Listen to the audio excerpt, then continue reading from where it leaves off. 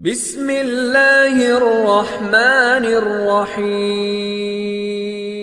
محمد مبارک وسلم۔ یہ کس میں اچھا اس میں لگے گا۔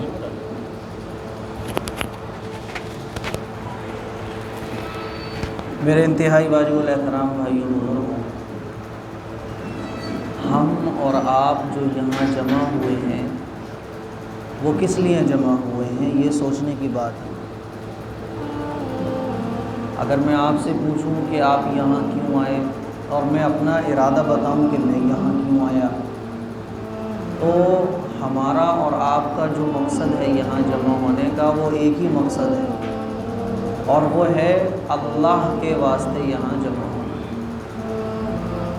آپ لوگ مجھ سے محبت رکھ رہے ہو یا مفتی صاحب سے محبت رکھ رہے ہو یا کسی اور مولانا صاحب سے محبت رکھ رہے ہو یا آپس میں ہی آپ لوگ محبت رکھ رہے ہو، تو یہ جو محبت ہے ہماری صرف مسجد والی، باہر کی نہیں، کیونکہ باہر کی جو محبتیں ہیں جن کا تعلق دنیا داری سے ہے، تو وہ محبتوں میں بہت سارے مطلب چھپے ہوتے ہیں، طرح طرح کے مطلب چھپے ہوتے ہیں۔ کسی سے اگر ہماری دوستی ہے تو اس وجہ سے ہے کہ وہ دوست بڑا مالدار ہے، مالداروں کے ساتھ دوستی رکھو گے تو ٹشن ماریں گے۔ کسی پولیٹیکل آدمی سے ہمارا تعلق ہے تو اس وجہ سے ہے کہ وہ پولیٹیکل آدمی ہے، وقت پر کام آ جائے گا۔ کسی پولیس والے کو اگر ہم ناشتہ پانی کرا رہے ہیں تو اس وجہ سے کرا رہے ہیں، گاڑی پکڑ جائے گی تو فون کر کے چھوڑ دے گا۔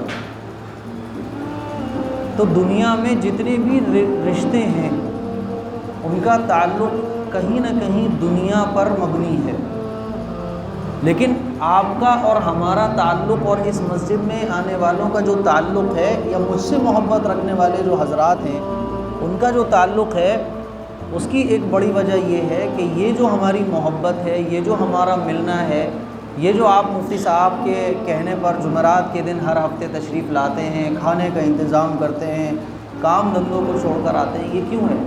اللہ کے لیے۔ اور یہ محبت اللہ کو بڑی پسند ہے، جو میں نے حدیث ابھی آپ لوگوں کے سامنے پڑھی ہے کہ من احب للہ وابغض للہ، کہ جس نے اللہ کے لیے محبت کی، وابغض للہ، اور جس نے اللہ کے لیے نفرت کی۔ ہماری اور آپ کی محبت کیا ہے؟ میں نے پہلے بتا دیا نا کہ اگر کسی آدمی سے دنیاوی تعلقات ہمارے ہیں تو کوئی نہ کوئی اس کے پیچھے ایک نیت ہے ہماری، اور غریب آدمیوں کے تو لوگ جنازے میں بھی نہیں جاتے۔ آپ نے دیکھا ہوگا کہ اگر شہر کے بڑے آدمی کا انتقال ہو جائے، پیسے والا ہے، کوئی بہت بڑا آدمی ہے، تو فکر سے لوگ اس کے جنازے میں شرکت کرنے جاتے ہیں، کام دھندے چھوڑ کے جاتے ہیں۔ ارے یار جانا ہے وہاں، وہ مس ہو گیا تو بڑا گڑبڑ ہو جائے گا، وہ بڑا آدمی ہے بھائی، وہ ایسے کیسے ہو جائے گا۔ اور غریب آدمی کا جنازہ ہو تو بہت قریبی بھی ہوتے ہیں نا، وہ بھی نہیں جاتے، پتہ ہی نہیں ہوتا۔ آپ جس کے جنازے میں بہت لمبی چوڑی بھیڑ دیکھیں تو سمجھ جاتے ہیں کہ یار یہ اتنی بھیڑ کیوں ہے، یہ بڑے آدمی کا جنازہ ہے۔ اور اس جنازے میں بھیڑ کم ہے بھائی، یہ غریب آدمی کا جنازہ ہے۔ میں نے خود اپنے شہر میں بھی دیکھا ہے، آپ لوگوں نے بھی دیکھا ہوگا کہ اگر کوئی بیمار ہو جائے، کوئی بڑے آدمی کا، پیسے والا ہے، یا کوئی بہت بڑا منتری ہے، کوئی سنتری ہے، کوئی بہت بڑا آفیسر ہے، اس کا بچہ بیمار ہو گیا، کھانسی ہو گئی، بند نہیں ہو رہی تھی، تو بہت سارے لوگ پابندی سے دیکھنے جاتے ہیں، یار وہ بیمار ہو گیا، دیکھنے جانا ہے۔ اور غریب آدمی پڑا ہوا ہے۔ ابھی پچھلے ہفتے میرے پاس ایک آدمی آیا جس کا ہاتھ ٹوٹ گیا تھا، ای رکشے پہ، ای رکشہ گر گیا تھا، ای رکشہ وہ چلایا کرتا تھا، اس کا ہاتھ ٹوٹ گیا۔ تو اس کا ہاتھ جب ٹوٹ گیا تو اس نے پٹی وٹی کرائی، ہاتھ ٹھیک ہو گیا، لیکن کچھ دنوں کے بعد اس کے ہاتھ میں تکلیف شروع ہوئی تو ڈاکٹر نے آپریشن کیا اور اس کے ہاتھ میں ایک راڈ ڈالی لوہے کی، وہ ایک دم صحیح ہو گیا، راڈ پڑ گئی، کام ختم۔ لیکن کچھ دنوں کے بعد، تقریباً 1 سال کے بعد، اندر وہ جو راڈ ڈالی گئی تھی، ڈاکٹر نے ڈالی تھی، وہ راڈ ریئیکشن کر گئی اور وہ جو وائرس تھا وہ پھیل گیا۔ اب کنڈیشن یہ تھی کہ وہ میرا نام پوچھتے پوچھتے آیا اور میرے گھر کے دروازے پہ آ کے کھڑا ہو گیا، اور جب میں نے اس سے ملاقات کری تو اس نے بتایا کہ 5 مہینے سے میں سکون سے سویا نہیں ہوں۔ تو میں نے پوچھا کیوں نہیں سوئے بھائی؟ بولا کہ یہ جو اندر میرے ہاتھ کی راڈ پڑی تھی وہ خراب ہو گئی ہے، اور میرا ہاتھ اب خراب ہونا شروع ہو گیا ہے، اور اس کے یہاں سے وہ لیکوڈ بھی گر رہا تھا، پک گیا تھا وہ اندر سے، اور وہ پکنا شروع ہو رہا تھا یہاں سے۔ تو میں نے کہا بھائی علاج کیوں نہیں کراتے؟ بولے کہ ڈاکٹر کہتے ہیں کہ پہلے تو اس کا جو اندر کا جو خراب ہو گیا ہے وہ نکالا جائے گا، پھر اس کی راڈ نکالی جائے گی، پھر اس کا آپریشن ہوگا، اور اگر آپریشن تم نے نہیں کرایا تو ہاتھ ہی کاٹا جائے گا، اس کے علاوہ کوئی آپشن نہیں ہوگا۔ اس کی ماں میرے قدموں میں گر گئی، یقین مانیے آپ، اور میں نے اس کی ویڈیو بھی بنائی ہے، آپ یوٹیوب پہ بھی دیکھ سکتے ہیں۔ اور ویڈیو بنانے کا مقصد یہ نہیں ہوتا جیسے بعض لوگ کہتے ہیں کہ صاحب ویڈیو بنائی ہے، رہے صاحب مفتی صاحب دکھا رہے ہیں، بتاؤ غریب کا مذاق اڑا رہے ہیں۔ آپ اس کو دیکھ رہے ہو غریب کا مذاق اڑانے کے اعتبار سے، آپ کا اینگل دوسرا ہے دیکھنے کا، آپ کا اینگل یہ ہے کہ مفتی صاحب غریب کا مذاق اڑوا رہے ہیں، اور میرا اینگل دکھانے کا یہ ہے کہ دیکھو اس کے درد میں شریک ہو جاؤ۔ دو نظریے ہیں دیکھنے کے، میں اگر کسی کی یا آپ کسی غریب کی مدد کر رہے ہیں تو 2 اینگل ہیں دیکھنے والے کے۔ آپ نے اعلان لگوایا کہ بھائی یہ ضرورت مند آدمی ہے، اس کی مدد کرو، دیکھنے والے نے کہا دیکھو یار یہ مذاق اڑا رہے ہیں، ایک نے دیکھا کہ یار یہ اس کی مدد کر رہے ہیں۔ تو میں اگر اس کو دکھاتا ہوں تو اس لیے نہیں دکھاتا کہ صاحب میں اس کا مذاق اڑا رہا ہوں، یہ کوئی مسیحا بن کے دکھا رہا ہوں، وہ اس لیے کہ یہ ایک آدمی درد کا مارا ہے، یہ پریشان ہے، آؤ میرے بھائیو یہ ہمارا بھائی ہے، اس کے درد میں شریک ہو جاؤ۔ تو ماں اس کی پیروں میں گر گئی کہ اس کے علاوہ میرا کوئی سہارا نہیں ہے دنیا میں۔ تو میں نے کہا کہ 5 مہینے سے بالکل نہیں سوئے؟ بولے میں کبھی نہیں سویا، میرے گھر میں لائٹ نہیں ہے، کیونکہ میری کوئی ہیلپ ہی نہیں کسی نے کی، اور حالت یہ آ گئی کہ بچے بھیک مانگ رہے ہیں کیونکہ ہے ہی نہیں کوئی آپشن، میرا ہاتھ کام ہی نہیں کر رہا، اس کا ہاتھ بس یوں رہتا تھا، اتنا ہوتا تھا بس اتنا، بس نہ نیچے نہ اوپر، گھر میں نہ لائٹ ہے، کھانے کے لالے پڑے ہوئے ہیں۔ لیکن آپ مجھے بتائیے کہ اس کو کوئی راشن دینے گیا؟ اس کے بھی تو پڑوسی سارے مسلمان ہوں گے نا، کسی نے پوچھا کہ بھائی تمہارا یہ حال کیوں ہو گیا؟ لیکن اگر یہی کسی مالدار کا، کوئی منتری سنتری کا، کوئی پاورفل آدمی کا بیٹا ہوتا، بچہ ہوتا، یا اس کے گھر خاندان کا کوئی آدمی ہوتا، مجھے آپ بتاؤ کتنے لوگ اس کا سہارا بننے جاتے نہیں جاتے؟ تو یہ جو تعلق ہمارا ہے یہ دنیاوی تعلق ہے، اللہ کے لیے محبت نہیں ہے۔ اللہ کے لیے محبت کون سی ہے؟ کہ اللہ ہی کے لیے ملا جائے۔ جیسے آپ میرے پاس ملنے آئے، یا مفتی صاحب سے ملنے آئے، یا اس پروگرام پر شرکت کرنے آئے، اس میں آپ کی نیت کیا ہے؟ کہ اللہ کے لیے، دین کے واسطے میں مفتی صاحب سے ملنے جا رہا ہوں، تو یہ اللہ کے لیے محبت ہے۔ آپ کو کسی نے ولیمے کی دعوت دی، آپ اس کے ولیمے کی دعوت کو آپ نے قبول کیا، اس کے ولیمے کی دعوت میں آپ نے شرکت کی، آپ کی نیت یہ تھی کہ ولیمے کی دعوت قبول کرنا سنت ہے، رسول اللہ صلی اللہ علیہ وسلم ولیمے کی دعوت قبول کرتے تھے، اور یہ نبی کی سنت ہے، میرے بھائی نے دعوت دی، میں دعوت قبول کر رہا ہوں، دعوت میں جاؤں گا، یہ اللہ کے لیے آپ کا قبول کرنا ہوا، اور یہ اللہ کے لیے محبت ہوئی۔ اور آج کل جو ہم دعوتیں قبول کرتے ہیں اس کا کیا ہے؟ اس نے مجھے یار اپنے ولیمے کو تو بلایا نہیں تھا، میں کیوں بلاؤں؟ یہی تو ہوتا ہے، اس نے ہمیں کارڈ نہیں دیا، اس نے پانی کی نہیں پوچھا، میں کیوں پوچھوں؟ تو یہ جو تعلق ہوا یہ دنیاوی تعلق ہوا، اللہ کے لیے نہیں ہوا، یہ اللہ کے لیے محبت نہیں ہوئی۔ اور اسی محبت کو اللہ نے پسند فرمایا ہے کہ محبت اللہ کے لیے کی جائے، من احب للہ، کہ جس نے اللہ کے لیے محبت کی۔ اللہ کے لیے محبت کرنے کی بڑی فضیلت ہے۔ میں ایک حدیث چھوٹی سی سنا دیتا ہوں۔ حدیث شریف میں آتا ہے کہ جب ایک مسلمان اپنے دوسرے مسلمان سے ملنے کے لیے کسی دوسری بستی میں جاتا ہے، حدیث شریف میں آتا ہے کہ ایک مسلمان کسی دوسرے مسلمان سے ملنے کے لیے دوسری بستی میں گیا، تو اللہ تعالیٰ نے ایک فرشتے کو بھیجا کہ جاؤ اس سے جا کے پوچھو کہ یہ کیوں جا رہا ہے۔ تو وہ فرشتہ آیا اور اس سے پوچھا بندے سے کہ ارے بھائی کہاں جا رہے ہو؟ کہ میں اپنے دوسرے بھائی سے جو فلاں بستی میں رہتا ہے اس سے ملنے جا رہا ہوں۔ اچھا کیوں ملنے جا رہے ہو؟ کوئی احسان اس نے تمہارے اوپر کیا تھا؟ کیا اس نے تمہیں کوئی قرضہ دیا تھا؟ یا کوئی اور مقصد ہے؟ کیونکہ ہمارے اور آپ کے جو کنیکشن ہوتے ہیں وہ کیوں ہوتے ہیں؟ مطلب کی بنیاد پہ ہوتے نہیں ہوتے۔ ہم اگر کسی کے یہاں زیادہ جا رہے ہیں تو کوئی نہ کوئی مطلب ہوتا ہے۔ کبھی ہمارے دل میں یہ آیا کہ ہم اپنے اس رشتہ دار سے ملنے جا رہے ہیں تو اس لیے ملنے جا رہے ہیں کیونکہ اللہ نے حکم دیا ہے کہ اللہ کے لیے بندے سے محبت رکھو، ایسا نہ کے برابر ہے۔ تو فرشتہ پوچھتا ہے ایسا تو نہیں اس نے تمہارے اوپر کوئی احسان کیا ہو، اس نے تمہیں کبھی قرضہ دیا ہو، اس نے تمہیں کبھی کچھ کیا ہو تمہارے ساتھ؟ تو وہ کہتا ہے نہیں ایسی بات نہیں ہے، بس میں اللہ کے لیے اس سے محبت رکھتا ہوں، میری دنیاوی کوئی غرض نہیں ہے۔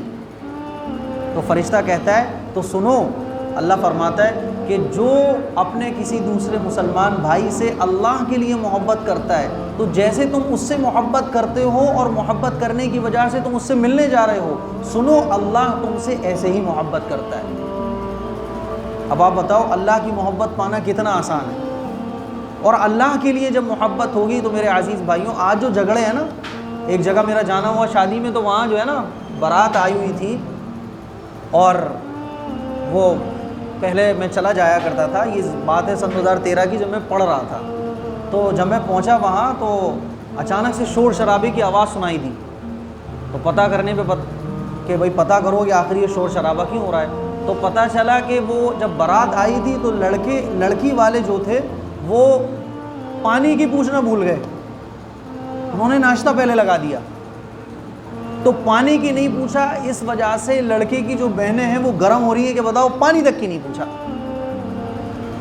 میں نے کہا یار یہ تو کوئی لڑنے کی بات نہیں۔ اب یہ جو لڑائی ہو رہی ہے کیوں ہو رہی ہے؟ کیونکہ محبت اور کنیکشن اللہ کی وجہ سے نہیں ہے بلکہ دنیا داری کی وجہ سے۔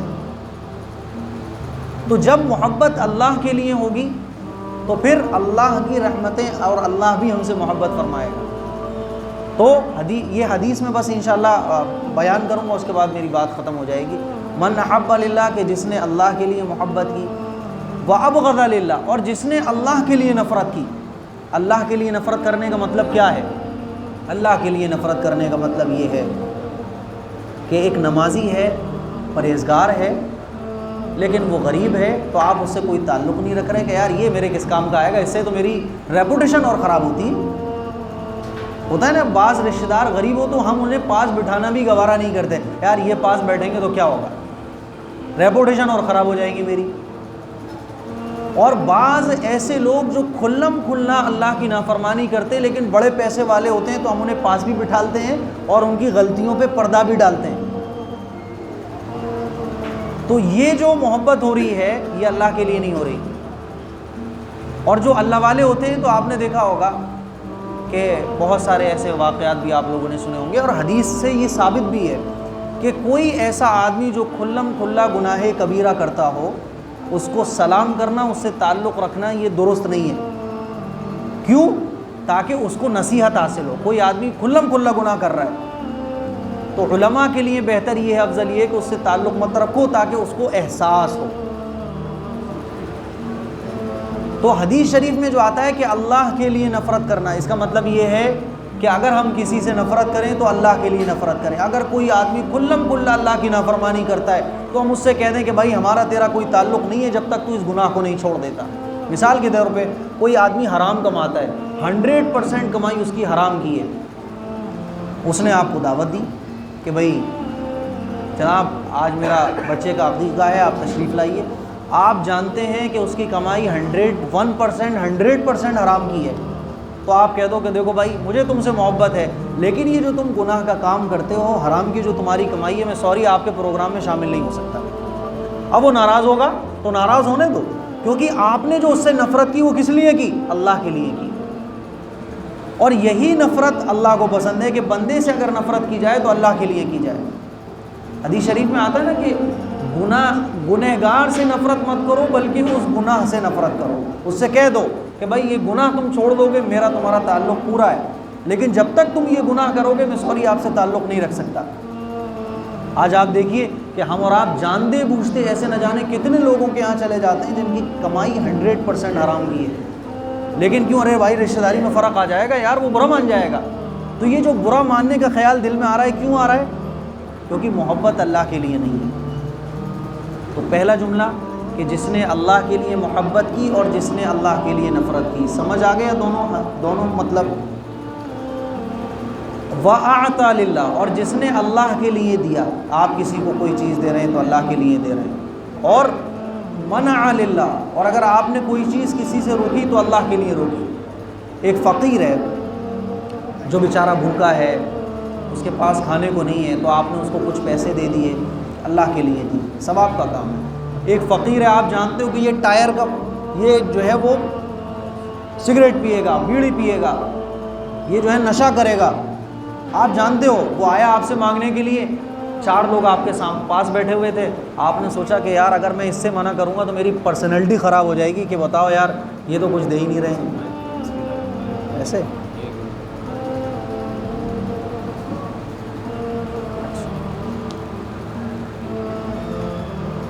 دیر میں آئے تم، پہلے آنا چاہیے تھا۔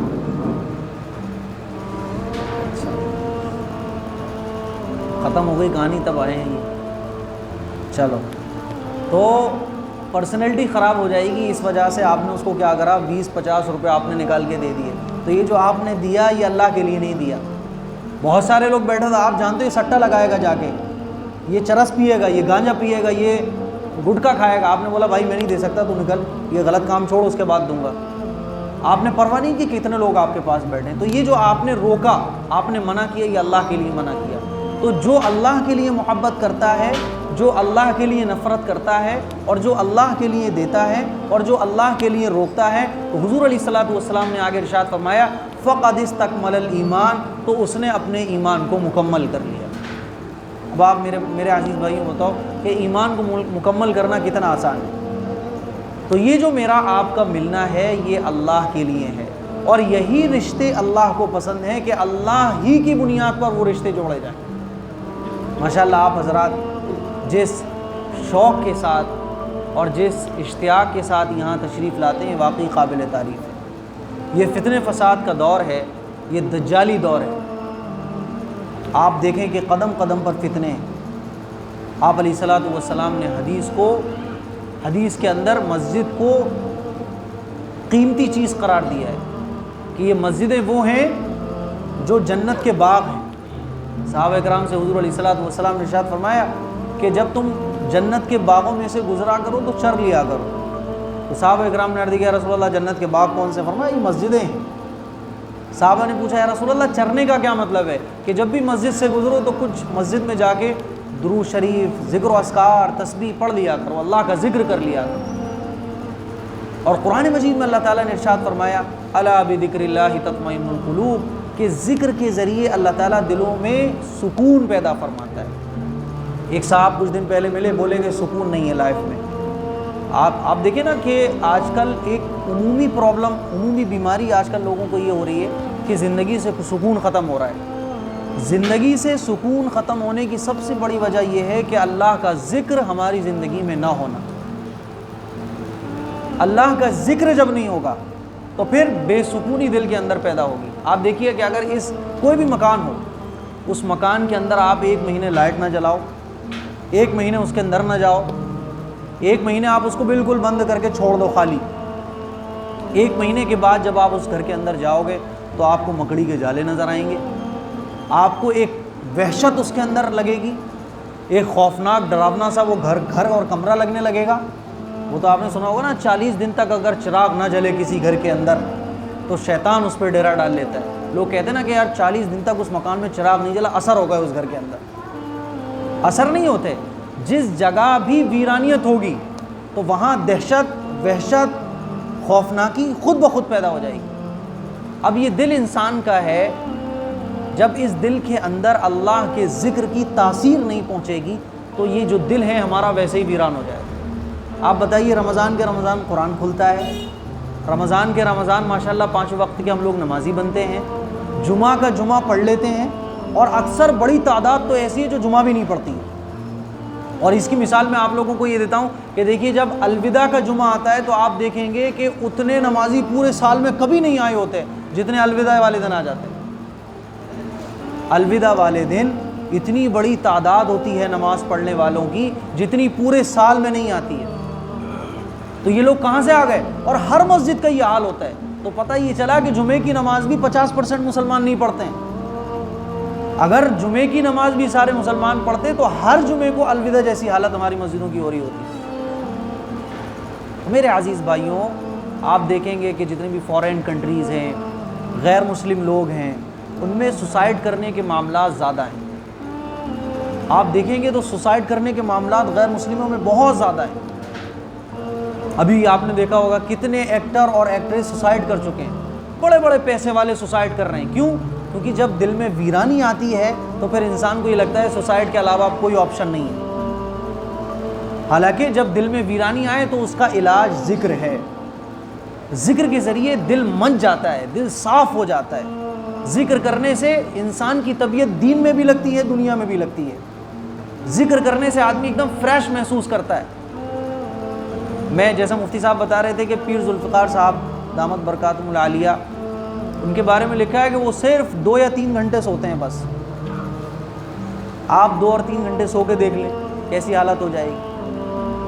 کیونکہ ذکر جو ہوتا ہے نا, یہ آدمی ذکر اور اللہ کے ساتھ تعلق مضبوط کرنا اور سارے کام اللہ کے لیے کرنا, اس سے انسان کی زندگی میں وہ سکون پیدا ہوتا ہے جو نیند میں بھی نہیں ملتا. تو یہ جو ذکر کی مجلسیں ہیں اس کو بڑھانے کی کوشش کی جائے. افسوس کی بات یہ ہے کہ ہم اور آپ دنیا کی ساری چیزیں بڑھانے کی کوشش کرتے ہیں لیکن دینی چیزوں کو بڑھانے کی کوشش نہیں کرتے.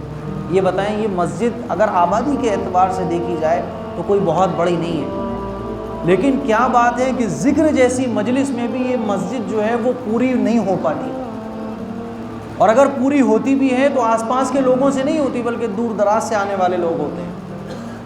تو اب یہ جو کالا پن ہمارے علاقوں میں چھایا ہوا ہے اس کو دور کون کرے گا؟ اکیلے مفتی صاحب تو نہیں کر پائیں گے. ماشاءاللہ آپ لوگوں نے مفتی صاحب کے ساتھ مل کے جتنا نور پھیلایا ہے مسجد کے اندر, تھوڑی سی اگر اور محنت کر لی جائے تو یہ نور بڑھ کے بہت آگے تک پہنچ سکتا ہے.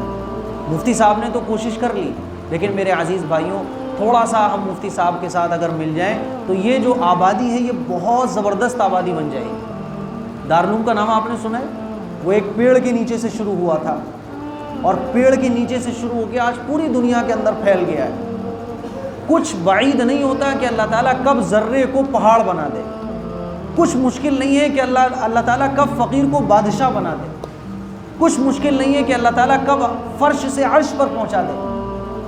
اللہ تو قبول کرتا ہے, اور جب اللہ قبول کرتا ہے تو آنکھیں پھٹی کی پھٹی رہ جاتی ہیں کہ یہ کیا ہو گیا. اگر آپ حضرات محنت کریں تو یہ جو ہمارا ذکر کا مجمع ہے, آج آپ دیکھیں لوگ پریشان بہت ہیں, تناؤ میں ہیں, الجھنوں میں ہیں, اور جیسے میں بتا نا کہ سکون نہیں ہے.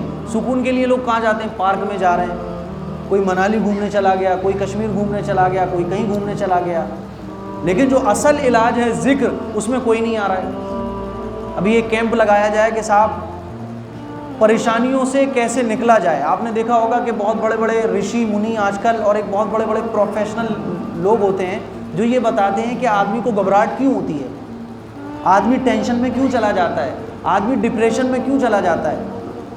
تو بڑے بڑے کیمپ لگتے ہیں, پھر اس میں بتایا جاتا ہے کہ ڈپریشن کا علاج یہ ہے, اینزائٹی کا علاج یہ ہے, گھبراہٹ کا علاج یہ ہے. بہت لوگ ہوتے ہیں وہاں, اور قرآن مجید میں جو اللہ نے علاج بتایا ذکر, اس کی طرف کوئی نہیں آتا. تو میرے عزیز بھائیوں, میرے محترم بھائیوں, میں نے جو آپ لوگوں کے سامنے حدیث بیان کی ہے, میں نے 4 چیزیں آپ لوگوں کے سامنے بیان کی. ایک تو کہ جب محبت ہم کسی سے کریں تو کس کے لیے کریں؟ اللہ کے لیے. اور جب اللہ کے لیے محبت ہوگی تو اگر ایک گلاس پانی نہیں ملے گا تو شکایت ہوگی کہ نہیں ہوگی؟ نہیں ہوگی. میں گاڑی کر کے آیا, میرا ڈرائیور خراب, مان لیجیے وہ سو رہا تھا, اسے نیند آ رہی تھی, تو میں ایک تو اسے بولوں گا, دوسری بات میں بولوں گا اس سے میں کیا بولوں یار, اس کے مالک کو فون کروں, بھائی کیا کرایا تم نے یار, یہ اس سے نہیں بولوں گا, میں مالک سے بولوں گا. تو جب میری محبت کسی بندے کے ساتھ اللہ کے واسطے ہوگی تو اگر اس سے مجھے کوئی تکلیف پہنچے گی تو میں کس سے بولوں گا؟ اللہ سے بولوں گا. میں سمجھانے کی یہ کوشش کر رہا ہوں کہ جو چیز اللہ کے واسطے ہوتی ہے تو پھر شکایتیں نہیں ہوتی.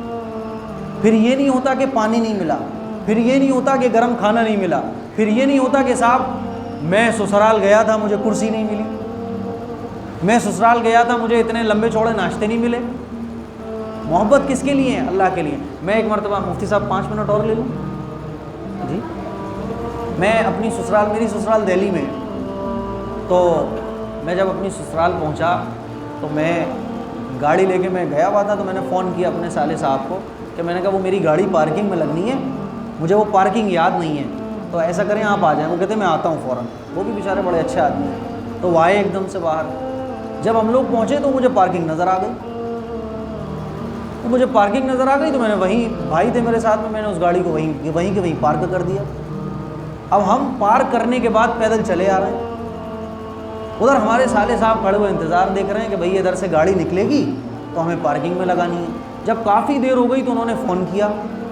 تو میں نے فون اٹھایا. میں نے کہا ارے اصل میں تو پارکنگ میں نے گاڑی لگا دی, میں آ رہا ہوں. بولے ارے پیدل آ رہے ہیں آپ؟ میں نے کہا ہاں پیدل ہی آ رہا ہوں. ارے ہم آتے ہیں. وہ اپنی اسکوٹی لے کے میرے پاس آ گئے. بولے ارے صاحب ہم لگوا دیتے. اب ان کے جو دوست ہیں وہ کہنے لگے یار یہ آپ کے بہنوئی صاحب ہیں؟ بولے ہاں. کہ یار مطلب گاڑی بندہ لگا کے خود پیدل چلا آ رہا ہے. ایک ہمارا بہنوئی ہے جو ایک مرتبہ گاڑی پارکنگ میں ہم نہیں لگوا پائے تو اس نے ہائے دعائی کر دی کہ بتا یار مجھے لینے تک نہیں آئے, میں وہاں کھڑا رہا, میری گاڑی تک پارک نہیں کر پائی, پورا ہنگامہ مچا کے رکھ دیا. تو میں نے ان سے کہا میرے عزیز بھائی میری جو آپ سے محبت ہے وہ اللہ کے لیے ہے. آپ نہیں بھی آتے تب بھی کوئی شکایت نہیں تھی, کیونکہ محبت جو ہے وہ اللہ کے لیے ہے. مان لیجیے آپ کسی کے یہاں جاتے ہیں اور کوئی آپ سے پانی کی نہیں پوچھ پایا تو آپ اس کے بارے میں کیا گمان رکھو گے کہ ہو سکتا ہے بیچارہ میرے لیے کچھ ٹھنڈا بنا رہا ہو. کیونکہ جب آدمی کچھ اچھا کرنے کی کوشش کرتا ہے تو چھوٹی چیزیں وہ بھول جاتا ہے. میں پچھلی بار جب مفتی صاحب کے پاس آیا, یقین مانیے میں نے سوچا مفتی صاحب کے پاس جانا ہے, یہ کرنا ہے, اور مفتی صاحب کا جو تحفہ تھا وہی بھول گیا. اور آدھے راستے میں یاد آیا ہے مفتی صاحب کا تحفہ تو میں بھول ہی گیا. میں آیا, میں نے مفتی صاحب سے کہا کہ مفتی صاحب وہ اصل میں ایک چیز تھی وہ بھول گیا. تو مفتی صاحب کہنے لگتے مجھ سے کہ ہاں بھول گئے, لانا نہیں چاہتے ہو گے تم, ارے تم تو دینے ہی نہیں چاہتے, ارے تم تو لینے نہیں چاہتے, ہماری دنیت تو میں جانتا ہوں. میں کہتا ارے مفتی صاحب ایسا نہیں ہے. یہیں سے تو باتیں بنتی ہیں نا, اور پھر یہ باتیں بہت دور تک چلی جاتی ہیں. میں نے مفتی صاحب سے کہا مفتی صاحب میں کوئی بات نہیں ہے, اگلی بار آ جائے گا, کوئی مسئلہ نہیں. اب دیکھیے بات وہیں کی وہیں محبت سے ختم ہو گئی. آپ گئے کہیں, ایک مرتبہ میں گیا تو ایک مہمان نوازی میں گیا ہوا تھا, تو وہاں وہ صاحب پانی کی نہیں پوچھ پائے. میں نے کہا ارے بھائی ذرا وہ, میں گیا اٹھا, فریج میرے سامنے رکھی ہوئی تھی, میں نے فریج کھولی, پانی کی بوتل نکالی, وہیں سامنے سے اسٹیل کا گلاس اٹھایا, پانی نکال کے وہ آیا, ارے صاحب یہ کیا غضب ہو گیا, ارے مفتی صاحب معذرت کی کیا بات ہے یار, کوئی بات نہیں, کیونکہ آپ دوسرے انتظامات میں لگے ہیں. ہو سکتا ہے کہ آپ میرے لیے کچھ اچھا سوچ رہے ہوں اور یہ پانی بھول گئے آپ, اس میں کیا بات ہے شکایت ہوگی. میں نے کہا میری محبت اللہ کے لیے ہے, فریج میری آپ کی ہے, کوئی بات نہیں, فریج نہیں ہوتی تو باہر سے منگا لیتا, اس میں کیا بات ہے. تو میرے عزیز بھائیوں اس سے رشتے مضبوط بنتے ہیں, اور اس سے کیا ہوتا ہے کہ آپس میں نہ اتفاقیاں ختم ہوتی ہیں. حدیث شریف میں آتا ہے اللہ کے نبی صلی اللہ علیہ وسلم نے ارشاد فرمایا کہ اپنے مسلمان بھائی کے بارے میں بدگمانی مت رکھو. اگر اس کی بات کا ایک اچھا پہلو نکل سکتا ہو تو اس کی بات کا اچھا پہلو نکال لو, بدگمانی مت رکھو. اور ہمارا حساب کیا ہے کہ جو سب سے زیادہ ہمارے ساتھ اچھا کرتا ہے ہم اسی کے بارے میں سب سے پہلے بدگمان ہوتے ہیں. ہم یہ نہیں سوچتے کہ یار یہ 99 بار ہمارے ساتھ اچھائی کر چکا ہے, اگر ایک بار اس نے ہمارے ساتھ اچھائی نہیں کی تو ہو سکتا ہے یہ بھول گیا ہو. تو پہلی چیز اللہ کے لیے محبت اور اللہ ہی کے لیے نفرت. کل ہمارے ماموں آئے, کل ہی کی بات ہے, یہ سارے میں اپنے واقعات بتا رہا ہوں. کل میرے ماموں آئے, بولے مفتی صاحب وہ ہمارے ماموں کے بیٹے کا نکاح ہے اصل میں. تو آئے اور مجھ سے بولے کہ وہ دہلی بارات جا رہی ہے, نکاح میں چلنا ہے. تو میں نے کہا ماموں جان معذرت چاہتا ہوں, میں بارات میں جاتا نہیں ہوں. تو بولے نکاح پڑھانے چلنا ہے. میں نے کہا بارات جائے گی, میں نکاح وہ پڑھاتا ہی نہیں ہوں. اب امی بھی بیٹھی ہیں, پاپا بھی بیٹھے ہیں, اور بھی سب گھر کے لوگ بیٹھے ہیں. تو بولے ارے بھائی چلنا. میں نے کہا دیکھیے میں ابھی بول دوں چلوں گا, آپ سارے لوگوں سے بول دو صاحب مفتی ایم قاسمی صاحب آ رہے ہیں, کیونکہ جو لڑکی والے ہیں وہ بھی مجھے جانتے ہیں. پھر میں عین وقت پہ آپ سے بولوں کہ میں نہیں جاؤں گا, بارات میں جاتا نہیں ہوں. اب وہ اچھے خاصے پیسے والے ہیں, وہ کہنے لگے ارے تو نیت یہ کر لینا کہ میں سسرال جا رہا ہوں. تو ہمارے والد صاحب بولے اللہ اتنے ڈنڈے مارے گا, کیونکہ اللہ تو جان رہا ہے نا کہ یہ جا کہاں رہا ہے. بولے ارے نیت کر لینا سسرال جا رہے ہو. تو میں نے کہا بھائی سسرال تو میں جاؤں گا, اللہ تو ڈنڈے مارے گا. اب بس صحیح کہہ رہے ہیں, کیونکہ اللہ تو جان رہا ہے نا کہ میں کیا ارادہ لے کے جا رہا ہوں. جا تو میں سسرال جاؤں گا, ٹھیک ہے میں نے نیت کر لی, لیکن میرا اصل ارادہ کیا ہے, سسرال تو سائیڈ میں, سسرال کے وایا سسرال نکاح پڑھانا بارات میں جا کے. میں نے کہا سوری نہیں آ سکتا. تو اب یہ جو میرا, اب انہیں برا لگا ہو بھلا لگا ہو, لیکن میں نے کیا کہا کہ بارات میں نہیں جا سکتا, ولیمے میں آؤں گا, ولیمے میں آؤں گا انشاءاللہ. اگر ولیمہ آپ کا ڈیگ ڈبے کے بغیر ہو رہا, ولیمے میں آؤں گا. تو بولے اچھا چلو ٹھیک ہے دیکھ لینا پھر بھی. میں نے کہا نہیں, پھر میں بول رہا ہوں میں نہیں آؤں گا. اب یہ میں نے جو منع کیا, خدا کی قسم میرا کوئی ان سے یہ ارادہ نہیں تھا کہ ان کا دل دکھے, یہ ارادہ نہیں تھا کہ سامنے بہت بڑا کوئی عالم اور مفتی ہوں. ارادہ یہ تھا کہ آپ سے جو ہمارا تعلق ہے وہ اللہ کے لیے ہے اور اللہ ہی کے لیے تعلق رہے گا. جب خراب چیزیں بیچ میں سے ختم ہو جائیں گی ہم آپ کو اپنے سینے سے لگائیں گے. تو نفرت اللہ کے لیے, اور کسی کی مدد کرنا یہ اللہ کے لیے, اور کسی کی مدد نہ کرنا یہ بھی کس کے لیے, اللہ کے لیے. حضور نے ارشاد فرمایا کہ اس شخص کا ایمان مکمل ہو گیا, اس نے اپنا ایمان مکمل کر لیا. اور پانچویں چیز جو بتائی میں نے کہ ذکر کرنے کی پابندی کرنا. آپ یقین مانیے ہمارے شیخ حضرت مولانا سلمان صاحب فرماتے ہیں کہ آدمی جب ذکر کرنا چھوڑ دیتا ہے تو اس کے دل میں بے نوری پھیلنے لگتی ہے, اس کے دل میں کالا پن آ جاتا ہے, اور ایک وقت وہ آتا ہے کہ اس کا کسی چیز میں من نہیں لگتا. آپ میں سے بہت سارے لوگ ہوں گے جو یہ کہتے ہوں گے کہ کسی چیز میں من نہیں لگ رہا. بہت سارے اسٹوڈنٹس ہوں گے, بہت سارے کام کرنے والے ہوں گے کہ من نہیں لگ رہا, کام میں من نہیں لگ رہا, پڑھائی میں من نہیں لگ رہا. اس کی ایک سب سے بڑی وجہ یہ ہے کہ اللہ سے اپنا تعلق کمزور ہونا. جب اللہ سے تعلق کمزور ہوگا تو دنیا کی ہر چیز سے تعلق کمزور ہوگا. کیسا کمزور کہ اس چیز میں من نہیں لگے گا. اللہ تعالیٰ سے دعا ہے, اور تو کچھ نہیں بولنا مفتی صاحب, اللہ تعالیٰ سے دعا ہے, وقت بہت ہو گیا جی. اللہ تعالیٰ سے دعا ہے میرے عزیز بھائیوں, ان باتوں پہ عمل کرنے کی کوشش کریں. میں کوئی مقرر نہیں ہوں, نہ مجھے بیان کرنا آتا ہے, اور میں حقیقت نہ مجھے کچھ پتا تھا کہ میں کیا بولوں گا. بس آپ لوگوں کو دیکھ کر یقین مانیے کہ اللہ نے جو میرے دماغ میں ڈالا, جو میری زبان پر آیا وہ میں نے بیان کر دیا, ورنہ پہلے سے نہ میری کوئی تیاری ہوتی ہے. مفتی صاحب نے بس کہا جتنے بھی رشتہ داریاں ہیں اللہ کے لیے جوڑیے, دوستیاں اللہ کے لیے جوڑیے, مفتی صاحب سے محبت اللہ کے لیے جوڑیے. اور ہاں ایک چھٹی چیز اور رہ گئی, وہ بھی میں کہ اپنے مسلمان بھائی کے بارے میں, اس مسلمان بھائی کے بارے میں جو آپ کا اچھا سوچتا ہے, جو آپ کے ساتھ اچھا کرتا ہے, جو آپ کا اچھا ہے, اگر کبھی اس سے کوئی ایسا کام ہو جائے جو دیکھنے میں لگے کہ یار یہ تو اس نے بہت غلط کیا ہے, تو اس کو اچھائی پر محمول کرنا, اور یہ سوچنا کہ ہو سکتا ہے کہ اس کا ارادہ کچھ اور ہو سکتا ہے اس کا ارادہ کچھ اور ہو. حضور نے کیا ارشاد فرمایا, بدگمانی سے بچو. تو اسی لیے بدگمانی سے بچنا. تو یہ 6 چیزیں یاد رہیں گی. نمبر ایک اللہ کے لیے محبت, نمبر 2 اللہ کے لیے نفرت, نمبر 3 اللہ کے لیے دینا, نمبر 4 اللہ کے لیے نہ دینا, اور نمبر 5 ذکر, اور ذکر کی مجلس کو بڑھانا, اور ذکر کرنے میں اپنے دوست. اب دیکھیے آپ 50 لوگ ہیں, اگر ہر آدمی ایک بندے کو ساتھ لے کر آئے تو یہ 100 ہو جائیں گے. 100 میں سے اگر گھٹے تو کتنے گھٹیں گے, 30 گھٹ جائیں گے, 70 رہ جائیں گے. پھر وہ 70 ایک ایک کو لے کے آئیں تو یہ مجمع ہمارا بڑھے گا. لیکن 1 سال کے بعد بھی میں دیکھ رہا ہوں کہ یہ مجمع اتنا ہی ہے. پتہ یہ چلا کہ ہم محنت نہیں کر رہے. تو نمبر 5 اللہ کا ذکر, اور نمبر 6 اپنے مسلمانوں کے بارے میں بدگمانی سے بچنا. اللہ تعالیٰ ہم کی توفیق محمد.